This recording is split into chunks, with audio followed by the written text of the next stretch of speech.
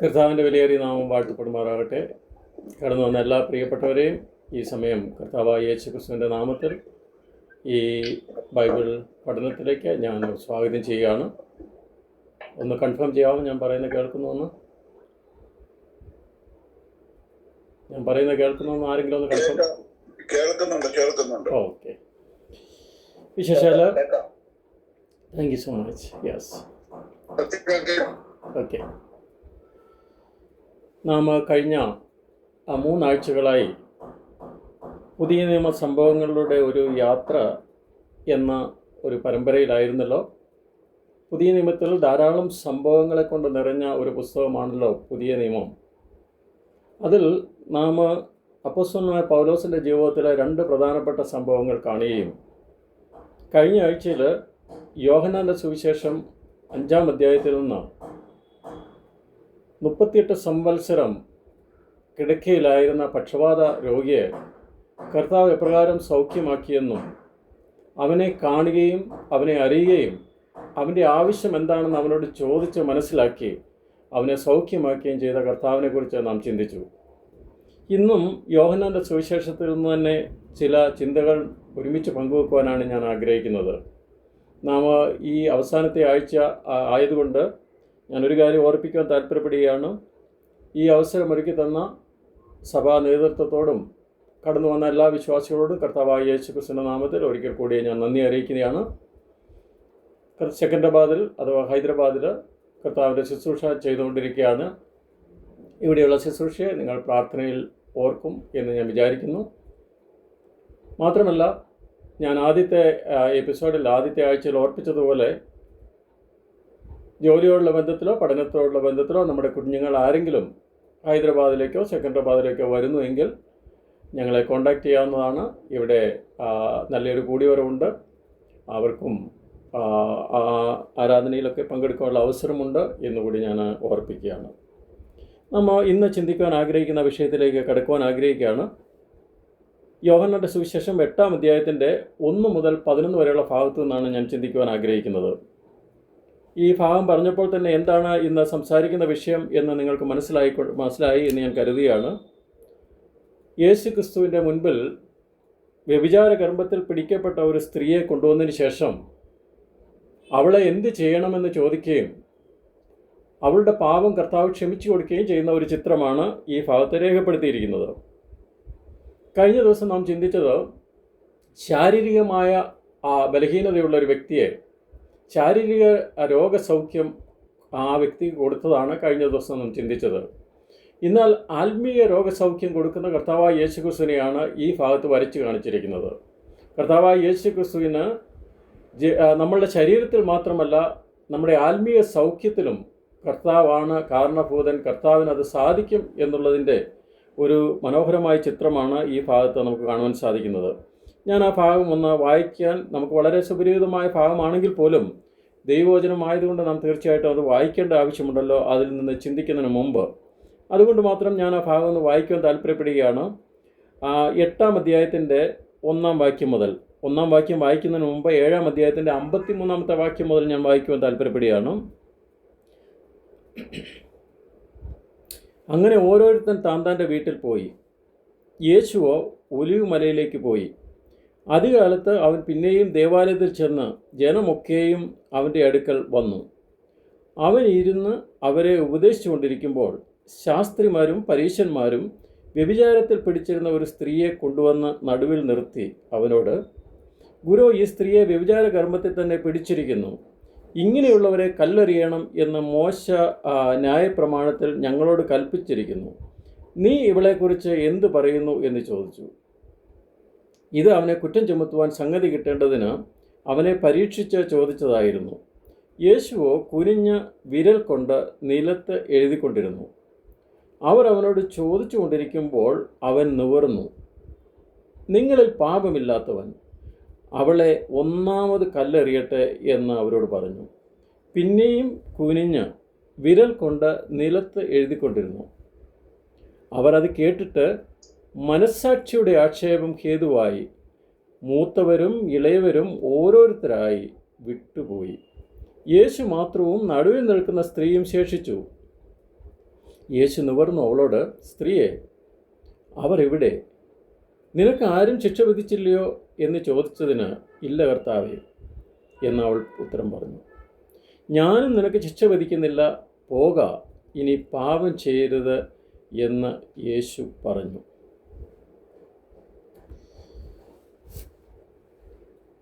നാം ഈ ഭാഗത്ത് കാണുന്നത് ലോകത്തിൻ്റെ വെളിച്ചമായ കർത്താവായ യേശു ക്രിസ്തു താന് അതിൻ്റെ 12-ാം വാക്യത്തിൽ നാം വായിക്കുന്നത്, യേശു പിന്നെയും അവരോട് സംസാരിച്ചു, ഞാൻ ലോകത്തിൻ്റെ വെളിച്ചം ആകുന്നു. എന്നെ അനുഗമിക്കുന്നവൻ ഇരുട്ടിൽ നടക്കാതെ ജീവൻ്റെ വെളിച്ചമുള്ളവരാകും എന്ന് പറഞ്ഞു. അപ്പോൾ ലോകത്തിൻ്റെ വെളിച്ചമായ കർത്താവായ യേശു ക്രിസ്തുവും ലോകത്തിലെ അന്ധകാരമായ പാപമെന്ന അന്ധകാരവും തമ്മിൽ കൂട്ടിമുട്ടുന്ന ഒരു സാഹചര്യം, ഒരു അവസരമാണ് നാം വായിച്ചു കേട്ടത്. അതല്ലെങ്കിൽ നമുക്കിങ്ങനെ പറയാൻ സാധിക്കും, നിയമസിദ്ധാന്തം അഥവാ ലീഗലിസം, നിയമസിദ്ധാന്തവും കൃപയുടെ സിദ്ധാന്തവും തമ്മിൽ കൂട്ടിമുട്ടുന്ന ഒരു സാഹചര്യം. നിയമത്തിൻ്റെ സിദ്ധാന്തം അഥവാ ലീഗലിസം, പഴയ നിയമത്തിൻ്റെ സിദ്ധാന്തവും പുതിയ നിയമത്തിൻ്റെ നിയമം, കൃപയുടെ സിദ്ധാന്തവും കർത്താവായ യേശു ക്രിസ്തുവും, അത് തമ്മിൽ കൂട്ടിമുട്ടുമ്പോൾ ഉണ്ടാകുന്ന ഒരു സംഭവ വികാസമാണ് നാം വായിച്ചു കേട്ടത്. പാപത്തെ ക്ഷമിക്കുന്ന നമ്മുടെ കർത്താവായ യേശു ക്രിസ്തു, എന്നാൽ പാപിയെ സ്നേഹിക്കുകയും പാപത്തെ ക്ഷമിക്കുകയും ചെയ്യുന്ന നമ്മുടെ കർത്താവായ യേശു ക്രിസ്തുവിൻ്റെ ഒരു ചിത്രമാണ് നമുക്കിവിടെ കാണുവാൻ സാധിക്കുന്നത്. മാത്രമല്ല, കർത്താവായ യേശു ക്രിസ്തുവിൻ്റെ ദൈവത്വം വരച്ചു കാട്ടുക എന്നുള്ളതാണല്ലോ പുതിയ യോഹന്നാൻ്റെ സുവിശേഷത്തിൻ്റെ ഉദ്ദേശം തന്നെ. കർത്താവായ യേശു ക്രിസ്തുവിന് പാപത്തെ ക്ഷമിക്കുവാൻ സാധിക്കും. ദൈവത്തിന് മാത്രമേ പാപത്തെ ക്ഷമിക്കുവാൻ സാധിക്കുകയുള്ളൂ. അത് കർത്താവായ യേശു ക്രിസ്തുവിന് സാധിക്കുന്നു. കർത്താവ് യേശു ക്രിസ്തുവിൻ്റെ ദൈവത്വത്തെ ഇവിടെ വളരെ വ്യക്തമായിട്ട് വരച്ചു കാണിക്കുകയാണ്. അതാണ് യെശയ്യാ പ്രവചനം 43-ാം അധ്യായത്തിൻ്റെ 25-ാം വാക്യത്തിൽ നാം വായിക്കുന്നത് ഇങ്ങനെയാണ്, ഞാൻ നിൻ്റെ അതിക്രമങ്ങൾ മായ്ച്ചു കളയുന്നു, നിൻ്റെ പാപങ്ങളെ ഞാൻ ഓർക്കുകയുമില്ല. അതിക്രമങ്ങളെ മായ്ച്ചു കളയുവാനും പാപത്തെ ഓർക്കാതിരിക്കുവാനും ദൈവത്തിന് മാത്രമേ സാധ്യമാവുകയുള്ളൂ. അത് നമ്മുടെ കർത്താവായ യേശു ക്രിസ്തുവിൻ്റെ ദൈവത്വത്തെയാണ് അവിടെ കാണിക്കുന്നത്. ഞാൻ 8-ാം അധ്യായത്തിൻ്റെ 1-ാം വാക്യം വായിച്ചല്ലോ. അതിനു മുമ്പ് 53-ാമത്തെ വാക്യത്തിൽ ഇങ്ങനെയാണ് നാം വായിക്കുന്നത്, അങ്ങനെ ഓരോരുത്തൻ താന്താൻ്റെ വീട്ടിൽ പോയി, യേശുവോ ഒലിവ് മലയിലേക്ക് പോയി. കർത്താവായ യേശു ക്രിസ്തു ഈ ലോകത്തിലായിരുന്നപ്പോൾ തൻ്റെ പരസ്യ ശുശ്രൂഷ കാലത്ത് നമുക്ക് മനസ്സിലാക്കുവാൻ സാധിക്കുന്നത്, കർത്താവായ യേശു ക്രിസ്തുവിനെ തല ചായ്ക്കുവാൻ സ്വന്തമായി ഒരു ഭവനം ഇല്ലായിരുന്നു എന്ന് തന്നെ നമുക്ക് മനസ്സിലാക്കുവാൻ സാധിക്കും. ഒരു വ്യക്തി കർത്താവിനോട് പറയുകയുണ്ടായി, നീ എവിടെ പോയാലും ഞാൻ നിന്നെ പിന്തുടരാമെന്ന് കർത്താവിനോട് പറഞ്ഞപ്പോൾ ആ വ്യക്തിയോട് കർത്താവ് പറഞ്ഞത് നാം വായിക്കുന്ന ഇങ്ങനെയാണ്. മത്തായിയുടെ സുവിശേഷം 8-ാം അധ്യായത്തിൻ്റെ 20-ാം വാക്യത്തിലും ലൂക്കോസിൻ്റെ സുവിശേഷം 9-ാം അധ്യായത്തിൻ്റെ 58-ാം വാക്യത്തിലും നാം ഇങ്ങനെ വായിക്കുന്നുണ്ട്, കുറുനരികൾക്ക് കുഴികളും ആകാശത്തിലെ പറവുകൾക്ക് കൂടുകളുമുണ്ട്, മനുഷ്യപുത്രനോ തല ചായ്പാൻ ഇടം ഇല്ല എന്ന് കർത്താവ് ആ വ്യക്തിയോട് പറഞ്ഞതായി നാം വായിക്കുന്നുണ്ട്. പലപ്പോഴും കർത്താവ് താൻ രാത്രിയിൽ ഉറങ്ങിയത് ഒലിവ് മലയിലായിരുന്നു എന്ന് ദൈവവചനത്തിൽ നമുക്ക് വളരെ വ്യക്തമായിട്ട് കാണുവാനായിട്ട് സാധിക്കും. ലൂക്കോസിൻ്റെ സുവിശേഷം 22-ാം അധ്യായത്തിൻ്റെ 39-ാം വാക്യത്തിൽ നാം ഇങ്ങനെയാണ് വായിക്കുന്നത്, അവൻ പതിവ് പോലെ ഒലിവ് മലയ്ക്ക് പുറപ്പെട്ടു പോയി. അപ്പോൾ കർത്താവായ യേശു ക്രിസ്തു ഒലിവ് മലയിലേക്ക് പോവുക എന്നുള്ളത് പതിവായിട്ടുള്ള ഒരു കാര്യമായിരുന്നു എന്ന് നമുക്കിവിടെ മനസ്സിലാക്കുവാൻ സാധിക്കുന്നു. അതുപോലെ 21-ാം അധ്യായത്തിൻ്റെ 37-ാം വാക്യത്തിൽ അവൻ ദിവസേന പകൽ ദേവാലയത്തിൽ ഉപദേശിച്ചു പോകുന്നു, രാത്രി ഒലിവ് മലയിൽ പോയി പാർക്കും, ജനമെല്ലാം അവൻ്റെ വചനം കേൾക്കേണ്ടതിന് അതികാലത്ത് ദൈവാലയത്തിൽ അവൻ്റെ അടുക്കൽ ചെല്ലും. കർത്താവായ യേശു ക്രിസ്തുവിൻ്റെ ഭവനം ഈ അഖില ലോകത്തെയും ലോകത്തിൻ്റെ സൃഷ്ടാവായ കർത്താവായ യേശു ക്രിസ്തു, അവൻ ഈ ലോകത്തിൽ ജീവിക്കുവാൻ ഒരു ഭവനത്തിൻ്റെ ആവശ്യമില്ല. മാനുഷികമായി പറഞ്ഞു കഴിഞ്ഞാൽ ഒരു മനുഷ്യ രീതിയിൽ ഒരു വീടിൻ്റെ ആവശ്യമില്ല. കർത്താവ് ഈ ലോകത്തിലേക്ക് വന്നതിൻ്റെ പ്രധാനപ്പെട്ട ഉദ്ദേശം പാപത്തെ ക്ഷമിക്കുകയും പാപികളായ മനുഷ്യൻ്റെ പാപത്തിന് വേണ്ടി മറുവിലയായി കൊടുക്കുക എന്നുള്ളതായിരുന്നു തൻ്റെ ഉദ്ദേശം. ഒരു ഭവനമുണ്ടാക്കി, ഒരു വീടുണ്ടാക്കി, അങ്ങനെ ഇവിടെ ജീവിക്കുക എന്നുള്ളതല്ലായിരുന്നല്ലോ കർത്താവിൻ്റെ ഉദ്ദേശം. മാത്രമല്ല, ഈ ലോകം മുഴുവൻ തൻ്റെ ഭവനമാണ്. ലോകത്തിലെ മനുഷ്യരെല്ലാം തൻ്റെ മക്കളായി തീരണമെന്നാണ് കർത്താവായ യേശു ക്രിസ്തു ആഗ്രഹിക്കുന്നത്. യോഹന്നാൻ്റെ സുവിശേഷം ആരംഭിക്കുന്നത് തന്നെ 1-ാം അധ്യായം 12-ാം വാക്യത്തിൽ അത് ആരംഭിക്കുന്നത് തന്നെ അങ്ങനെയാണല്ലോ. അവനെ കൈക്കൊണ്ട് അവൻ്റെ നാമത്തിൽ വിശ്വസിക്കുന്ന ഏവർക്കും ദൈവത്തിൻ്റെ മക്കളായി തീരുവാൻ അവൻ അവസരം കൊടുത്തിരിക്കുന്നു എന്നാണല്ലോ വായിക്കുന്നത്. എന്നാൽ ദൈവം പലപ്പോഴും വിശ്വാസികളുടെ ഭവനങ്ങളിൽ കർത്താവ് താമസിച്ചതായിട്ട് നമുക്ക് ദൈവവചനത്തിൽ വായിക്കാൻ സാധിക്കുന്നു. പല സമയത്തും പത്രോസിൻ്റെ ഭവനത്തിൽ താൻ താമസിച്ചതായി നാം വായിക്കുന്നുണ്ട്. മാത്രമല്ല, മാർത്തയുടെയും മറിയുടെയും ലാസറിൻ്റെയും ആ സഹോദരൻ്റെ ഭവനത്തിൽ ആ കർത്താവ് പലപ്പോഴും താമസിച്ചതായിട്ട് നമുക്ക് കാണുവാൻ സാധിക്കുന്നു. ലോകത്തിൻ്റെ രക്ഷകനും ലോകത്തിൻ്റെ സൃഷ്ടാവുമായ ദൈവത്തിന് ഈ ലോകത്തിൽ താമസിക്കുവാൻ തലചായ്പാൻ ഒരിടമില്ലായിരുന്നു എന്നുള്ള അത് വായിക്കുമ്പോൾ പലപ്പോഴും നമ്മളുടെ ചിന്തകൾ ദൈവം എന്താണ് ഈ ലോകത്തിൽ ഉദ്ദേശിച്ചത് എന്ന് നമുക്ക് മനസ്സിലാക്കുവാൻ സാധിക്കുന്നതാണ്. താൻ ജനിച്ചപ്പോൾ തനിക്ക് ജനിക്കുവാൻ തനിക്ക് കിടക്കുവാൻ പശുത്തൊട്ടിയിലാണ് തന്നെ കിടത്തിയതെന്ന് ദൈവത്തിൽ വായിക്കുന്നു. തൻ്റെ തല ചായ്ച്ച് മരിക്കുവാൻ വേണ്ടി ആരോ കൊടുത്ത ഒരു കുരിശിലാണ് കർത്താവ് തല ചായ്ച്ച് മരിച്ചത്. അതിനുശേഷം തനിക്ക് സ്വന്തമായിട്ടൊരു കല്ലറ ഉണ്ടായിരുന്നില്ല. ആരോ കൊടുത്ത അരിമത്തിക്കാരൻ ജോസഫിൻ്റെ ആ കല്ലറയിൽ തന്നെ അടക്കുകയുണ്ടായി. അതെ, നമ്മളുടെ കർത്താവ് ദാസരൂപമെടുത്തു എന്ന് ദൈവവചനത്തിൽ നാം വായിക്കുന്നു. തന്നെത്താൻ താഴ്ത്തി, തന്നെത്താൻ ഒഴിച്ച്, തന്നെത്താൻ താഴ്ത്തി, ക്രൂശിലെ മരണത്തോളം തന്നെത്താൻ താഴ്ത്തിയ കർത്താവായ യേശു ക്രിസ്തുവിനെ നമുക്കിവിടെ കാണുവാൻ സാധിക്കുന്നു. അതെ, തൻ്റെ സ്വർഗത്തിലെ സകല കാര്യങ്ങളും താൻ മാറ്റിവെച്ചതിന് ശേഷം തന്നെത്താൻ താഴ്ത്തി, തന്നെത്താൻ ഒഴിച്ച്, ദൈവസന്നിധിയിൽ തന്നെത്താൻ താഴ്ത്തി നമുക്ക് വേണ്ടി അവൻ ഈ ലോകത്തിലേക്ക് കടന്നു വന്നു. ഒലിവ് മല കർത്താവിൻ്റെ ജീവിതത്തിൽ തനിക്ക് വളരെ വളരെ പ്രിയപ്പെട്ട ഒരു സ്ഥലമായി നമുക്ക് കാണാൻ സാധിക്കുന്നു. തൻ്റെ ഈ ലോക ജീവിതത്തിൻ്റെ അവസാന ഘട്ടത്തിൽ 3-ലധികം പ്രാവശ്യം കർത്താവ് ആ ഒലിവുമല സന്ദർശിച്ചതായിട്ട് നമുക്ക് കാണാൻ സാധിക്കുന്നുണ്ട്. ഇവിടെ ലൂക്കോസിൻ്റെ സുവിശേഷം 19-ാം അധ്യായത്തിൻ്റെ 29-ാം വാക്യത്തിൽ തൻ്റെ യെരുശലേമിലേക്കുള്ള മഹത്വ പ്രവേശനത്തിൽ അവൻ ഒലിവുമലയരികെ നിന്ന് ബേത്ഫയ്ക്കും ബെഥാനിക്കും സമീപിച്ചപ്പോൾ ശിഷ്യന്മാരെ 2 പേരെ അയച്ചു, കഴുതക്കുട്ടിക്ക് വേണ്ടി. അതും അവൻ ആരംഭിക്കുന്നത് ഒലിവുമലക്കരിയിൽ നിന്നായിട്ട് നാം വായിക്കുന്നു.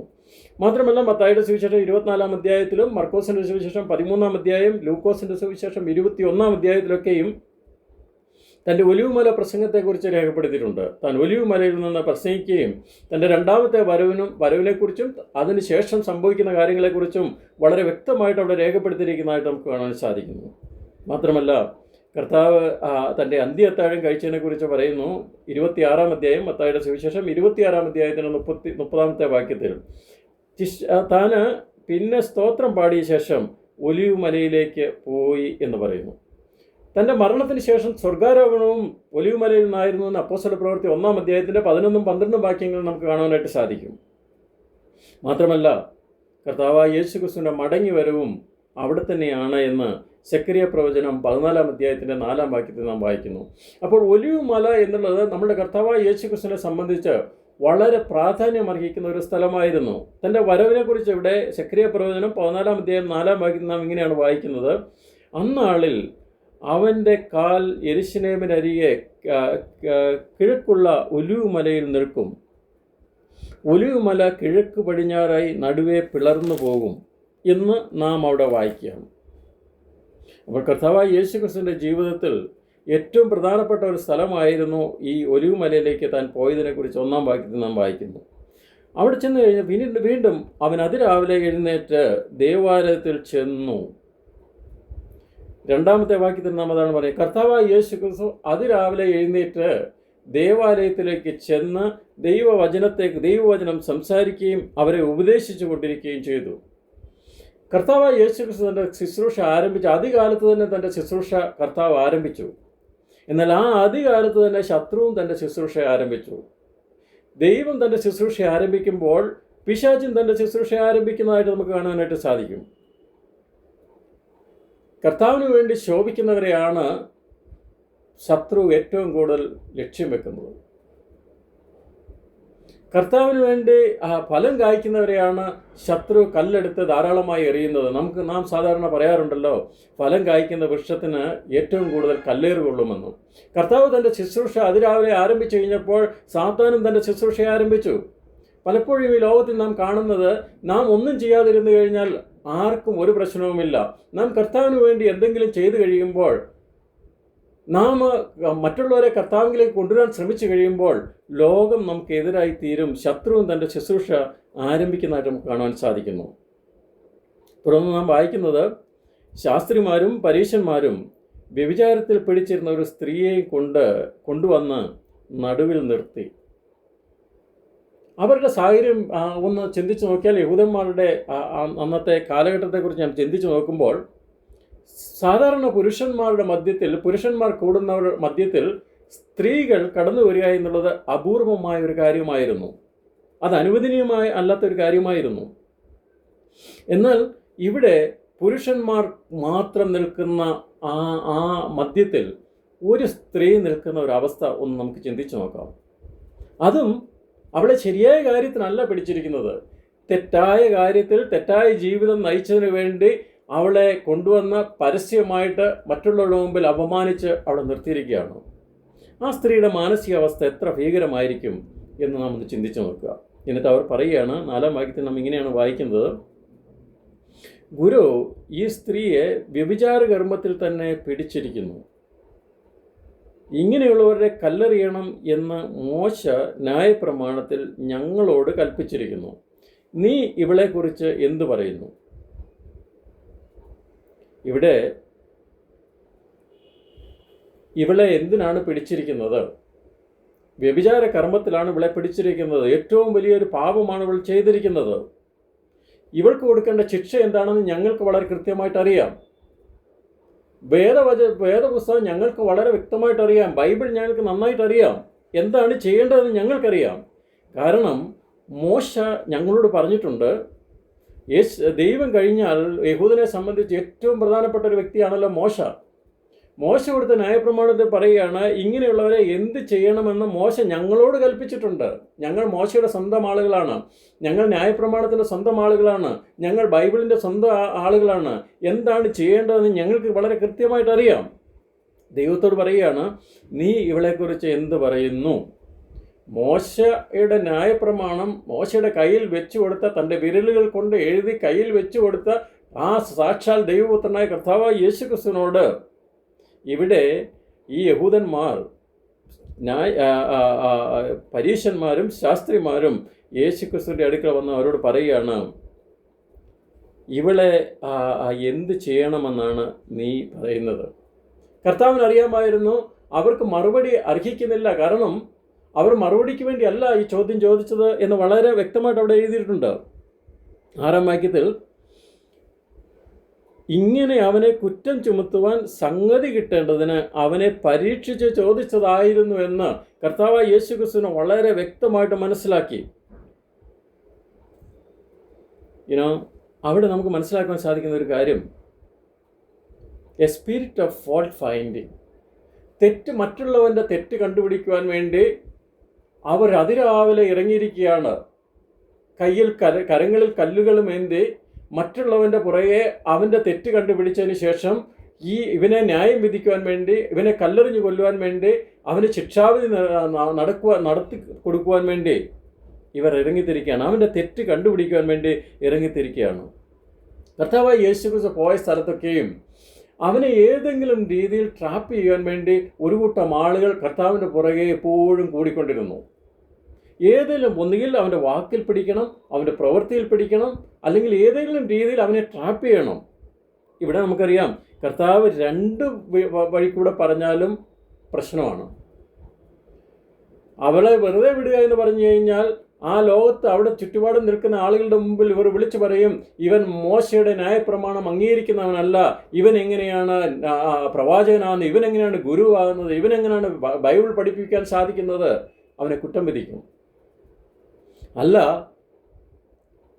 അവളെ അങ്ങ് വെറുതെ വിട്ടേരെ എന്ന് പറഞ്ഞു കഴിഞ്ഞാൽ, വെറുതെ വിടാൻ പറഞ്ഞു കഴിഞ്ഞാൽ ഇതാണ് പ്രശ്നം.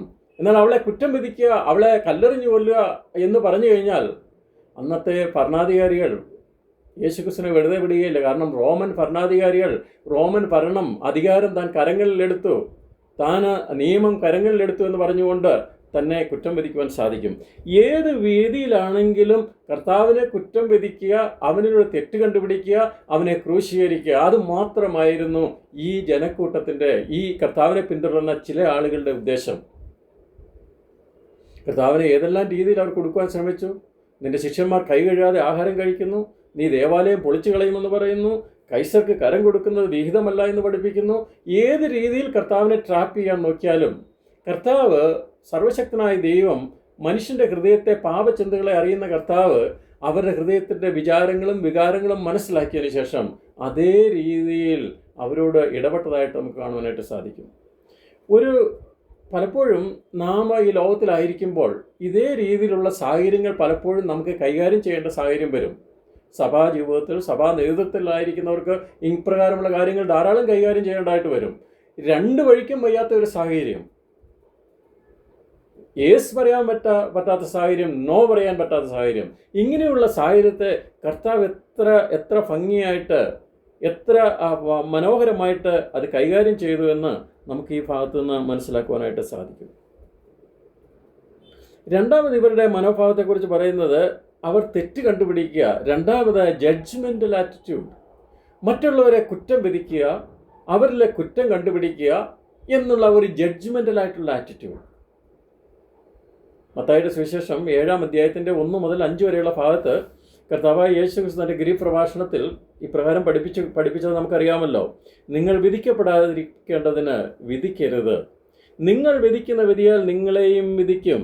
നിങ്ങൾ അളക്കുന്ന അളവിനാൽ നിങ്ങൾക്കും അളന്നു കിട്ടും. എന്നാൽ സ്വന്തം കണ്ണിലെ കോൽ ഓർക്കാതെ സഹോദരൻ്റെ കണ്ണിലെ കരട് നോക്കുന്നത് എന്ത്? ഈ കർത്താവിൻ്റെ അടുക്കൽ കൊണ്ടുവന്നത് ശാസ്ത്രിമാരായിരുന്നു. അതായത് ശാസ്ത്രിമാരെന്ന് പറഞ്ഞു കഴിഞ്ഞാൽ the teachers of the law. അവർ ന്യായപ്രമാണം പകർത്തി എഴുതുന്ന ആളുകളായിരുന്നു.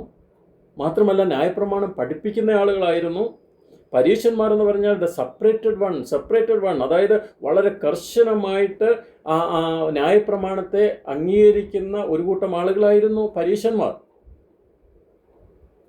ഇവരാണ് കർത്താവിൻ്റെ അടുക്കൽ വന്നതിന് ശേഷം ഈ കുറ്റം വിധിക്കുവാനും തെറ്റ് കണ്ടുപിടിക്കുവാനും കർത്താവിനെ പരീക്ഷിക്കുവാനും ആയി വന്ന ഈ രണ്ടു കൂട്ടം ആളുകൾ.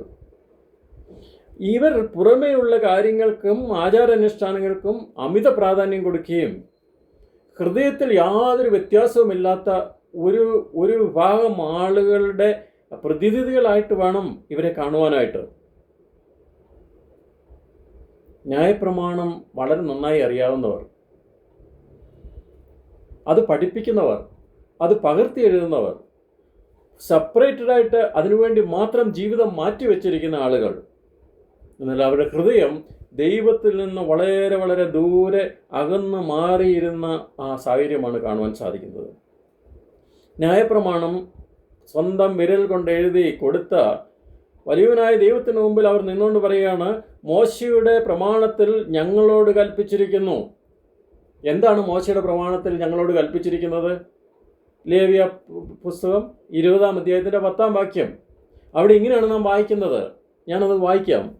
വ്യഭിചാരം ചെയ്യുന്ന വ്യഭിചാരിയും വ്യഭിചാരിണിയും മരണശിക്ഷ അനുഭവിക്കണം. രണ്ടാമത് ആവർത്തന പുസ്തകം 22-ാം അധ്യായത്തിൻ്റെ 22-ഉം 23-ഉം വാക്യത്തിൽ എന്താണ് ന്യായപ്രമാണത്തിൽ എഴുതിയിരിക്കുന്നത് അവിടെ കാണാം. സ്ത്രീയോടുകൂടെ ശയിച്ച പുരുഷനും സ്ത്രീയും ഇരുവരും മരണശിക്ഷ അനുഭവിക്കണം. ഇനി 24-ാം വാക്യം, നിങ്ങൾ അവരെ ഇരുവരെയും പട്ടണവാതിക്കൽ കൊണ്ടുവന്ന് കല്ലെറിഞ്ഞ് കൊല്ലണം. ഇവർ പറഞ്ഞത് സത്യമാണോ? കറക്റ്റാണ്, ഇവർ പറഞ്ഞത് സത്യമാണ്. പക്ഷെ അർത്ഥസത്യം, സത്യമെന്ന് തോന്നുന്ന രീതിയിൽ അർത്ഥസത്യം അവതരിപ്പിക്കുവാൻ സാധിക്കും എന്നുള്ള യാഥാർത്ഥ്യം നമുക്ക് മനസ്സിലാക്കുവാൻ സാധിക്കും. നുണ പറയുന്ന ദൈവം ഏറ്റവും വെറുക്കുന്ന ഒരു കാര്യമാണല്ലോ വ്യാജം പറയുന്ന നാവ്. വ്യാജം പറയുന്നതും അർത്ഥസത്യം പറയുന്നതും ഒരേപോലെയാണ്. കേട്ടാൽ സത്യമെന്ന് തോന്നുന്ന രീതിയിൽ ദൈവവചനത്തെ വളച്ചൊടിച്ച് അവർ ഇവിടെ പ്രസംഗിക്കുകയാണ്. കർത്താവ് സാക്ഷാൽ ദൈവത്തിന് മുമ്പിൽ നിന്ന് പറയുകയാണ്. അതിനാണല്ലോ നമ്മൾ പറയുന്നത് it's not just spirit of fault finding. പിന്നെ എന്താണ്? It is misquoting the word of God. ദൈവവചനത്തെ മിസ്കോട്ട് ചെയ്തുകൊണ്ട് തെറ്റായ രീതിയിൽ അർത്ഥസത്യം ഉദ്ധരിച്ചുകൊണ്ട് വചനത്തെ പ്രസംഗിക്കുന്ന ധാരാളം ആളുകൾ ഉള്ള ഒരു ലോകത്തിലാണ് ഞാനും നിങ്ങളും ജീവിക്കുന്നത്. തങ്ങളുടെ വാദഗതികൾ ഉറപ്പിക്കുവാൻ വേണ്ടി, തങ്ങൾ പറഞ്ഞിരിക്കുന്ന ഉപദേശമാണ് ശരിയായ ഉപദേശമെന്ന് സ്ഥാപിക്കുവാൻ വേണ്ടി ദൈവവചനത്തെ കോട്ടിക്കളഞ്ഞുകൊണ്ട് അതിനെ അസ്ഥാനത്ത് ഉപയോഗിക്കുന്ന ധാരാളം ആളുകൾ ഉള്ള ഒരു ലോകത്തിലാണ് ഞാനും നിങ്ങളും ജീവിക്കുന്നത്.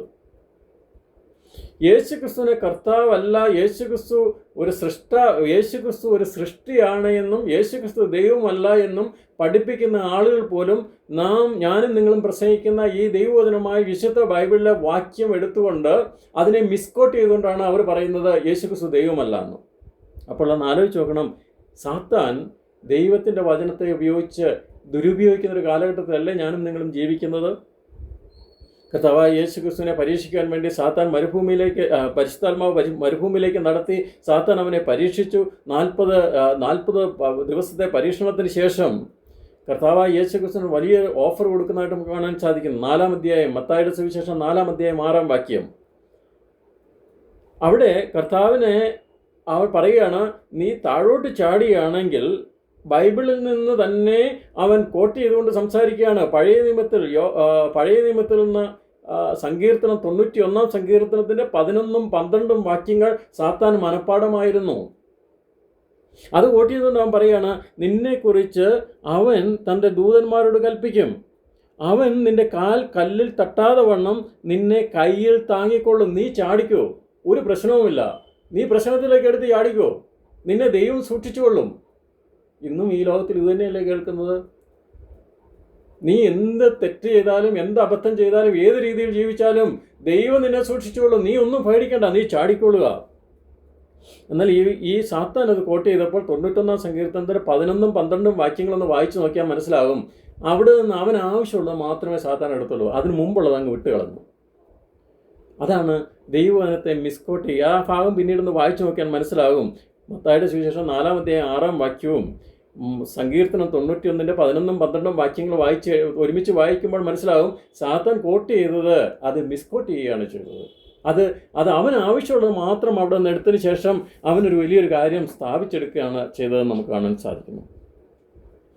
കഴിഞ്ഞ ദിവസം നമ്മൾ ചിന്തിച്ചത്, ജനക്കൂട്ടത്തിൻ്റെ മധ്യത്തിൽ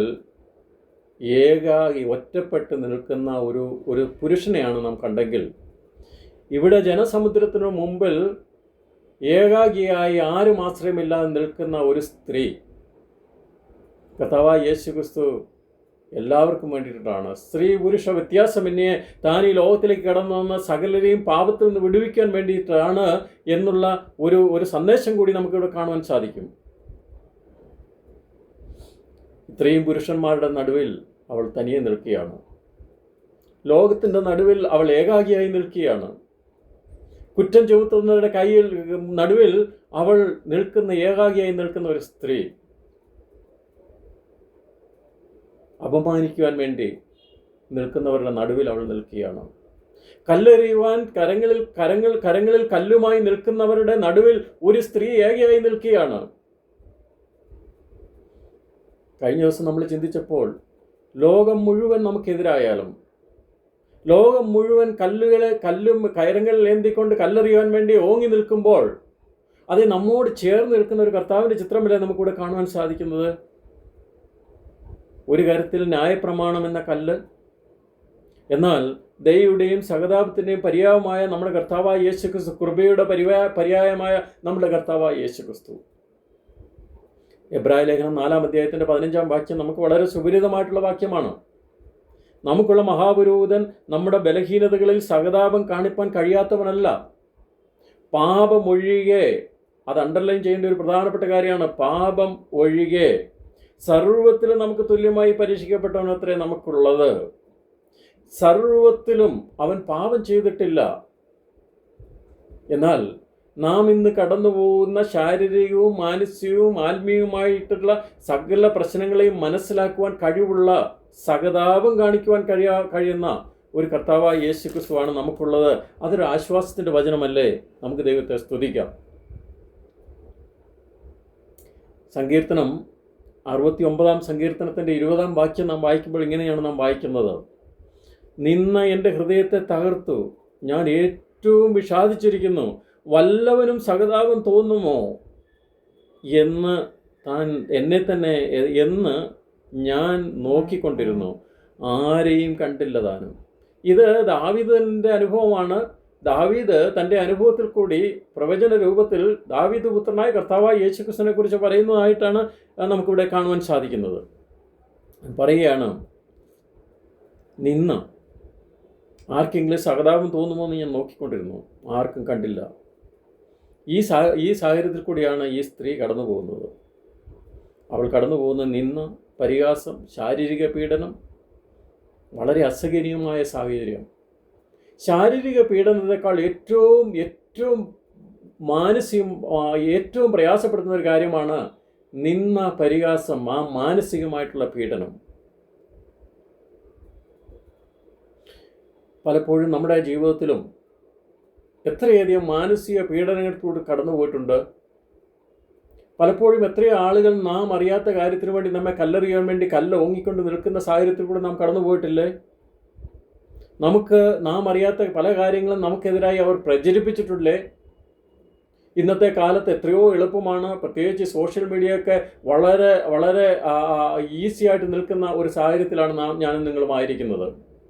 എത്രയോ തെറ്റായ കാര്യങ്ങൾ ശരി എന്നുള്ള രീതിയിൽ പ്രചരിപ്പിക്കുന്ന ഒരു കാലഘട്ടത്തിലാണ് ഞാനും നിങ്ങളും ജീവിക്കുന്നത്. ഇവർ വന്ന് കർത്താവിനോട് ചോദിക്കുകയാണ്, 5 വാക്യത്തിൻ്റെ അവസാന ഭാഗത്ത്, നീ ഇവളെക്കുറിച്ച് എന്ത് പറയുന്നു? നീ ഇവളെക്കുറിച്ച് എന്ത് പറയുന്നു? അവനെ വാക്കിൽ കുരുക്കേണ്ടത് ചോദിക്കുകയാണ്, നീ ഇവളെക്കുറിച്ച് എന്ത് പറയുന്നു? ഇവൾ വ്യഭിചാരത്തിൽ പിടിക്കപ്പെട്ടവളാണോ? ദൈവവചനം ഇതാണ് പറയുന്നത്. എല്ലാ കാര്യങ്ങളും അവൻ്റെ മുമ്പിൽ അവതരിപ്പിച്ചിരിക്കുകയാണ്.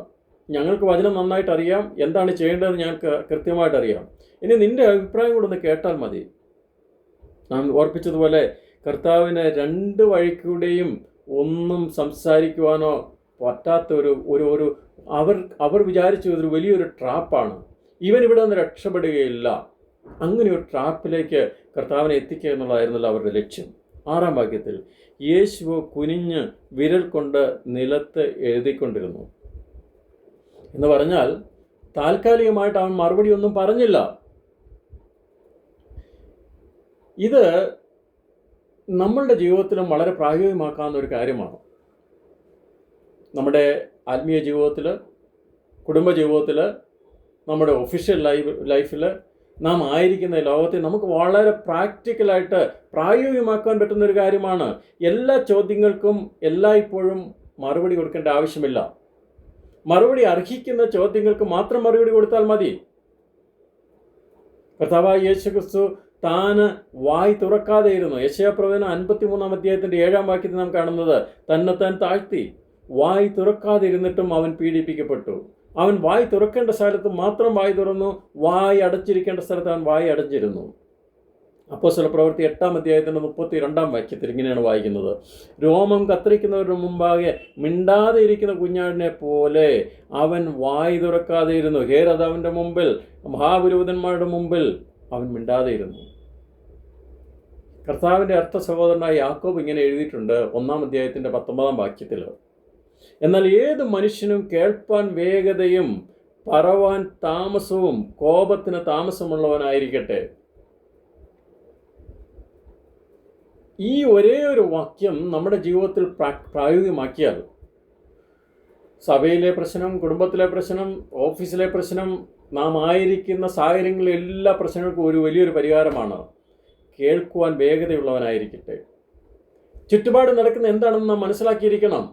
എല്ലാ കാര്യത്തിനും നാം അഭിപ്രായം പറയേണ്ട ആവശ്യമില്ല. നാം എല്ലാ കാര്യങ്ങളും മനസ്സിലാക്കിയിരിക്കണം. എന്നാൽ അതിന് മറുപടി പറയേണ്ട സാഹചര്യത്തിൽ, പറയേണ്ട സമയത്ത് മാത്രം കൊടുത്താൽ മതി. കോപത്തിന് താമസമുള്ളവനും ആയിരിക്കട്ടെ.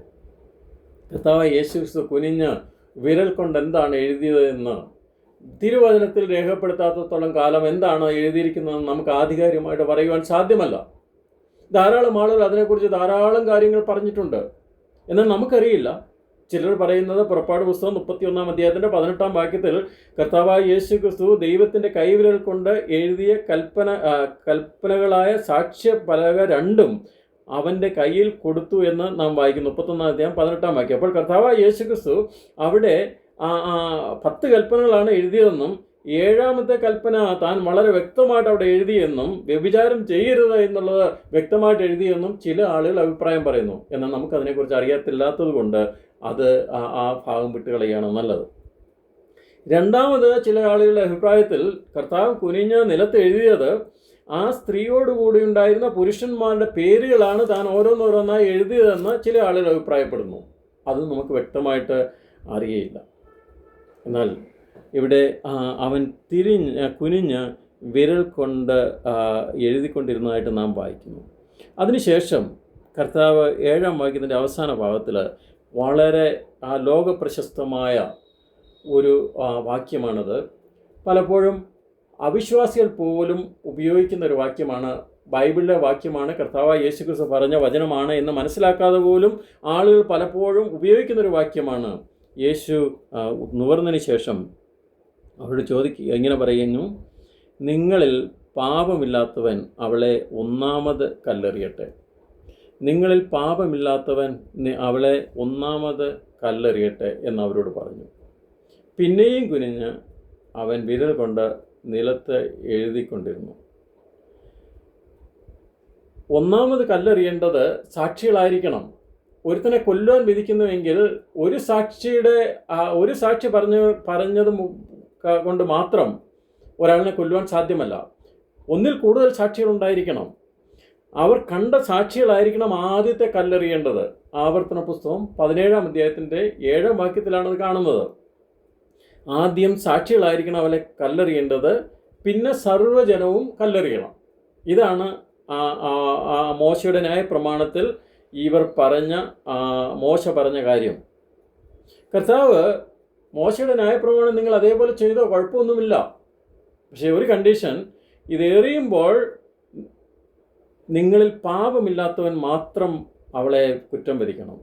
അതിന് യോഗ്യതയുള്ള ഒരേ ഒരാൾ മാത്രമേ അവിടെയുള്ളൂ. അത് കർത്താവായ യേശു ക്രിസ്തുവാണ്. കുറ്റം വിധിക്കുവാൻ കർത്താവായ യേശു ക്രിസ്തുവിന് മാത്രമേ അധികാരമുള്ളൂ. അവളെ കുറ്റം വിധിക്കുവാൻ മറ്റുള്ളവർക്ക് യാതൊരു അധികാരവുമില്ല. കാരണം പാപമില്ലാത്ത ഒരേ ഒരു വ്യക്തി ലോകത്തിൽ ഇന്ന് വരെയും ജനിച്ചിട്ടുണ്ടെങ്കിൽ അത് കർത്താവായ യേശു ക്രിസ്തു മാത്രമാണ്. മറ്റാരും ഈ ലോകത്തിൽ ജനിച്ചിട്ടില്ല. അപ്പോൾ സംഭവിച്ചെന്താണ്? അവിടെ കൂടി നിന്ന ആളുകൾ 9ാം വാക്യത്തിൽ നാം വായിക്കുന്നു, മനസ്സാക്ഷിയുടെ ആക്ഷേപം ഹേതുവായി മൂത്തവരും ഇളയവരും ഓരോരുത്തരായി വിട്ടുപോയി. മനസ്സാക്ഷി അവരോട് പറഞ്ഞു. ആ മനസ്സാക്ഷി അവരെ ആക്ഷേപിക്കുന്ന ഒരു മനസ്സാക്ഷിയെക്കുറിച്ചാണ് നമുക്കവിടെ കാണുവാൻ സാധിക്കുന്നത്. മത്തായിയുടെ സുവിശേഷം 5ാം അധ്യായത്തിൽ കർത്താവായ യേശു ക്രിസ്തുവിന്റെ ഗിരിപ്രഭാഷണം വളരെ പ്രശസ്തമാണല്ലോ. അതിൻ്റെ 27 മുതൽ 30 വരെയുള്ള വാക്യങ്ങൾ നാം വായിക്കുന്ന ഇങ്ങനെയാണ്, വ്യഭിചാരം ചെയ്യരുതെന്ന് അരുളി ചെയ്തത് നിങ്ങൾ കേട്ടിട്ടുണ്ടല്ലോ. അതായത് ആ 10 കൽപ്പനയിൽ നിങ്ങൾ കേട്ടിട്ടുണ്ടല്ലോ. ഞാനോ നിങ്ങളോട് പറയുന്നത്, സ്ത്രീയെ മോഹിക്കേണ്ടതിന് അവളെ നോക്കുന്നവരെല്ലാം ഹൃദയം കൊണ്ട് അവളോട് വ്യഭിചാരം ചെയ്തു പോയി. ഹൃദയം കൊണ്ട്, ശരീരം കൊണ്ട് മാത്രമല്ല, ഹൃദയം കൊണ്ടും പാപം ചെയ്യാൻ സാധിക്കുമെന്നാണ് കർത്താവ് പഠിപ്പിച്ചത്. മനസ്സാക്ഷിയുടെ ആക്ഷേപം ഹേതുവായി. പുതിയ നിയമത്തിൽ ഏകദേശം 29 പ്രാവശ്യത്തോളം മനസ്സാക്ഷിയെക്കുറിച്ച് രേഖപ്പെടുത്തിയിട്ടുണ്ട്. മനസ്സാക്ഷി അപ്പോസ്തലനായ പൗലോസ് അപ്പോസ്തല പ്രവൃത്തി 24ാം അധ്യായത്തിൻ്റെ 16ാം വാക്യത്തിൽ ഇങ്ങനെ പറയുന്നുണ്ട്, ദൈവത്തോടും മനുഷ്യരോടും കുറ്റമില്ലാത്ത മനസ്സാക്ഷി എല്ലായ്പ്പോഴും ഉണ്ടായിരിക്കാൻ ഞാൻ ശ്രമിക്കുന്നു. അപ്പോസ്തല പ്രവൃത്തി 23ാം അധ്യായത്തിൻ്റെ 1ാം വാക്യത്തിൽ നാം ഇങ്ങനെയാണ് വായിക്കുന്നത്. 23ന്റെ 1, സഹോദരന്മാരെ, ഞാൻ ഇന്നേ ദിവസത്തോളം കേവലം നല്ല മനസ്സാക്ഷിയോടുകൂടി നടന്നിരിക്കുന്നു. 1 കൊരിന്ത്യർ 8ാം അധ്യായത്തിൻ്റെ 8ാം വാക്യത്തിൽ 1 കൊരിന്ത്യർ 8ാം അധ്യായത്തിൻ്റെ 8ാം വാക്യം, അവരുടെ മനസ്സാക്ഷി ബലഹീനമാകിയാൽ വിഗ്രഹാർപ്പിതം തിന്നുന്ന അതിനെക്കുറിച്ച് പറയുമ്പോഴാണ് പറയുന്നത്, ബലഹീനമായിട്ടുള്ള മനസ്സാക്ഷിയെക്കുറിച്ച് പറയുന്നു. 1 തിമോത്തിയോസ് 4ാം അധ്യായം 2ാം വാക്യം, അവർ സ്വന്തം മനസ്സാക്ഷിയിൽ ചൂടുവെച്ചവരായി എന്ന് പറഞ്ഞാൽ ദുരുപദേഷ്ടാക്കന്മാരെ കുറിച്ചാണ് പറയുന്നത്. സ്വന്തം മനസ്സാക്ഷിയിൽ ചൂടുവെച്ചവർ എന്നാണ് അവിടെ പറയുന്നത്. എബ്രായ ലേഖനം 10-ാം അധ്യായത്തിൻ്റെ 22-ാം വാക്യം, ദുർമനസ്സാക്ഷി നീങ്ങുമാറ്. ഇത്രയും മനസ്സാക്ഷികളെ കുറിച്ച് പറയുന്നു. ഇവിടെ 6-ാമത്തെ ഒരു മനസ്സാക്ഷിയെക്കുറിച്ച് കർത്താവ് ദൈവവചനത്തിൽ ഇവിടെ പറയുന്നത് യോഹന്നാന്റെ സുവിശേഷം 8-ാം അധ്യായത്തിൻ്റെ 9-ാം വാക്യം. അതായത് ആക്ഷേപിക്കുന്ന മനസ്സാക്ഷി, കുറ്റബോധം വരുത്തുന്ന മനസ്സാക്ഷി, convicted by their own conscience. അവരുടെ മനസ്സാക്ഷിയുടെ ആക്ഷേപം നിമിത്തമായി കർത്താവ് പറയുകയാണ്, ഇവളെ പിടിക്കപ്പെട്ടതുകൊണ്ട് ഇവളിവിടെ നിൽക്കുകയാണ്. ഈ ചുറ്റും നിൽക്കുന്ന നിങ്ങളെല്ലാവരും പിടിക്കപ്പെടാത്ത പാപികളാണ്. പിടിക്കപ്പെട്ടവർ ആയതുകൊണ്ട് മാത്രം നിങ്ങൾ ഇവിടെ ഇവളെ നിർത്തിയിരിക്കുകയാണ്. എന്നാൽ നിങ്ങൾ ഈ നിൽക്കുന്ന മുഴുവനും പിടിക്കപ്പെടാത്തവരാണ്. നിങ്ങൾ ഹൃദയം കൊണ്ട് വ്യഭിചാരം ചെയ്യുന്നവരാണ്. നിങ്ങൾ അറിയാതെ പാപം ചെയ്യുന്നവരാണ്.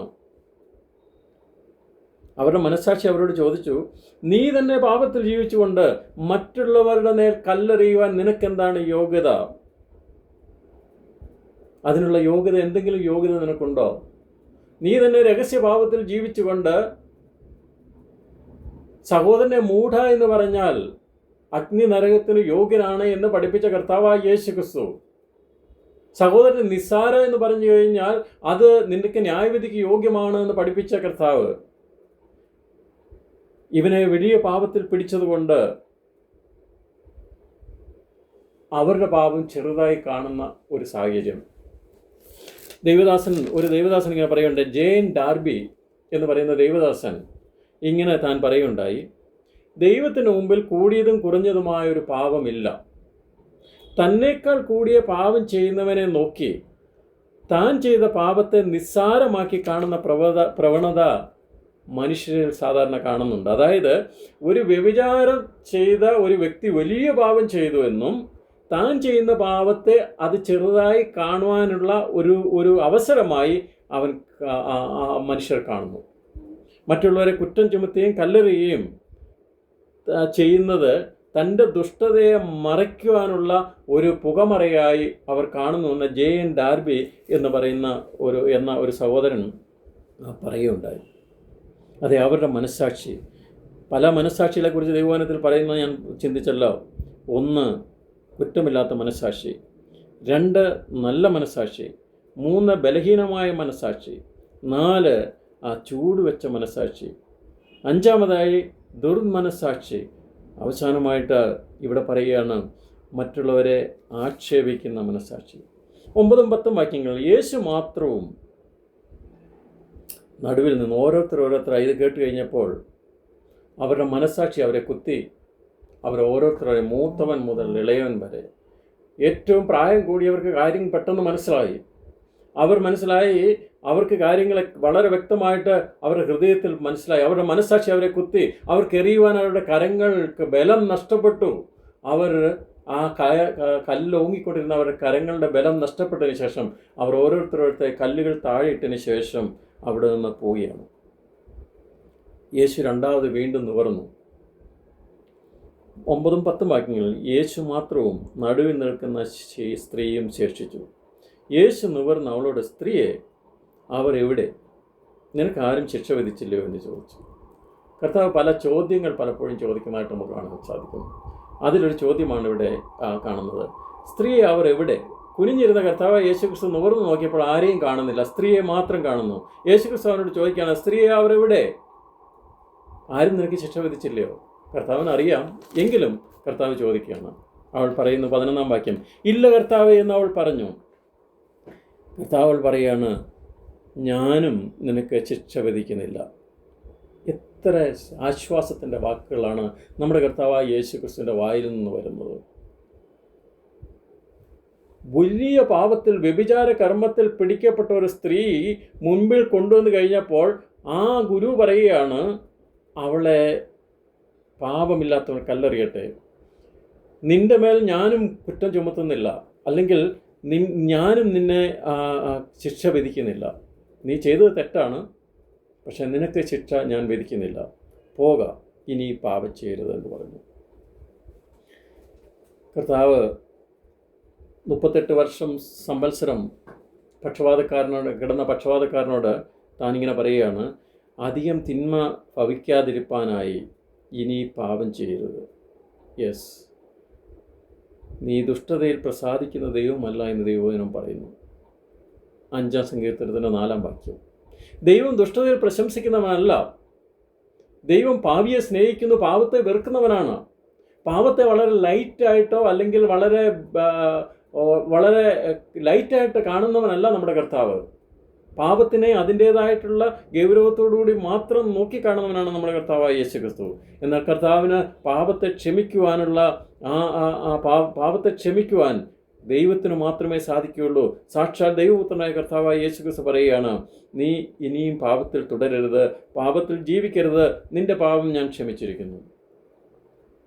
സങ്കീർത്തനം 5-ന്റെ 7-ാം വാക്യത്തിൽ, ഞാനോ നിന്റെ കൃപയുടെ ബഹുത്വത്താൽ, അതെ, കർത്താവായ യേശു ക്രിസ്തുവിൻ്റെ ദൈവത്തിൻ്റെ കൃപയുടെ ബഹുത്വത്താലാണ് ഞാനും നിങ്ങളും ദൈവസന്നിധിയിലായിരിക്കുന്നതെന്ന് മറന്നു പോരുത്. നമ്മോട് ദൈവം കൃപ കാണിച്ചു, ദൈവം നമ്മോട് കരുണ കാണിച്ചു. നാം മറ്റുള്ളവരോട് എങ്ങനെയാണ് അത് പ്രതിഫലിപ്പിക്കുന്നത്? യേശു ക്രിസ്തു പറഞ്ഞില്ലേ, ഒരു തെറ്റ് ക്ഷമിച്ചു കൊടുക്കപ്പെട്ട ഒരു വ്യക്തി താൻ ഇറങ്ങിപ്പോയപ്പോൾ തനിക്ക് കടം പറ്റിയിരിക്കുന്ന മറ്റൊരു വ്യക്തിനെ കണ്ടപ്പോൾ അവൻ്റെ തൊണ്ടയ്ക്ക് പിടിച്ച് ഞെക്കി മുഴുവൻ കൊടുത്തതിനു ശേഷം മാത്രമേ വിടുകയുള്ളൂ എന്ന് പറഞ്ഞു. ആ സംഭവം നമുക്കറിയാവുന്നതാണോ? പലപ്പോഴും നമ്മളുടെയും ക്രിസ്തീയ ജീവിതം നോക്കിക്കഴിയുമ്പോൾ നാം നമ്മളുടെ കുറവുകൾ മറച്ചു വെച്ചതിന് ശേഷം മറ്റുള്ളവർക്കിടെ നേർ കല്ലും എടുത്തുകൊണ്ട് നിൽക്കുന്നവരാണോ? നമ്മെ തന്നെ ഒന്ന് ശോധന ചെയ്യേണ്ട ആവശ്യകതയില്ലേ? നാം അറിഞ്ഞും അറിയാതെയും നമ്മുടെ ചിന്തകളിൽ, നമ്മുടെ സംസാരത്തിൽ, നമ്മുടെ പെരുമാറ്റത്തിൽ ഞാൻ നീതിമാനാണ്, മറ്റുള്ളവരെല്ലാം പാപികളാണ് എന്നുള്ളൊരു മനോഭാവമാണ് നമുക്കുള്ളത്. കർത്താവായ യേശു ക്രിസ്തുവിൻ്റെ ചിന്ത എപ്രകാരമായിരുന്നു എന്ന് നമുക്ക് ഇവിടെ കാണാൻ സാധിക്കുന്നു. അവൻ പാപിയെ സ്നേഹിക്കുന്നവനെങ്കിലും പാപത്തെ കർശനമായി ശാസിക്കുന്ന ഒരു ദൈവത്തെയാണ് നമ്മൾ കാണുന്നത്. മത്തായിയുടെ സുവിശേഷം 9-ാം അധ്യായത്തിൻ്റെ 10-11 വാക്യത്തിൽ നാം ഇങ്ങനെയാണ് വായിക്കുന്നത്. മത്തായിയുടെ സുവിശേഷം 9-ാം അധ്യായത്തിൻ്റെ 10-11 വാക്യം. വളരെ ചുങ്കക്കാരും പാപികളും വന്ന് യേശുവിനോടും അവൻ്റെ ശിഷ്യന്മാരോടും കൂടെ പന്തിയിലിരുന്നു. പരീശന്മാർ അത് കണ്ടു അവൻ്റെ ശിഷ്യന്മാരോട്, നിങ്ങളുടെ ഗുരു ചുങ്കക്കാരോടും പാപികളോടും കൂടെ ഭക്ഷിക്കുന്നത് എന്ത് എന്ന് ചോദിച്ചു. യേശു അത് കേട്ടാറെ, ദീനക്കാർക്കല്ലാതെ സൗഖ്യമുള്ളവർക്ക് വൈദ്യനെ കൊണ്ട് ആവശ്യമില്ല, യാഗത്തിലത്ര അല്ല കരുണയിലത്രേ ഞാൻ പ്രസാദിക്കുന്നത് എന്ന് പോയി പഠിപ്പീൻ. ഞാൻ നീതിമാന്മാരെ അല്ല പാപികളെ എത്രേ വിളിപ്പാൻ വന്നത് എന്ന് പറഞ്ഞു. നമ്മുടെ ക്രിസ്ത്യ ജീവിതത്തിൽ ക്രിസ്തുവേശുവിലുള്ള പാപം തന്നെ നമ്മളിലും ഉണ്ടായിരിക്കട്ടെ. പാപത്തെ വെറുക്കുന്നവൻ, പാപിയെ സ്നേഹിക്കുന്നവൻ.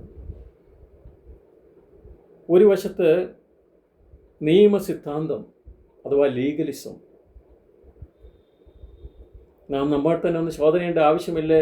ലീഗലിസം എന്ന് പറയുന്ന ഒരു നിയമസിദ്ധാന്തം നമ്മൾ അറിയാതെ തന്നെ നമ്മുടെ ഹൃദയത്തിൽ കടന്നുകൂടിയിട്ടുണ്ടോ? നമ്മെ തന്നെ ശോധന ചെയ്യാം.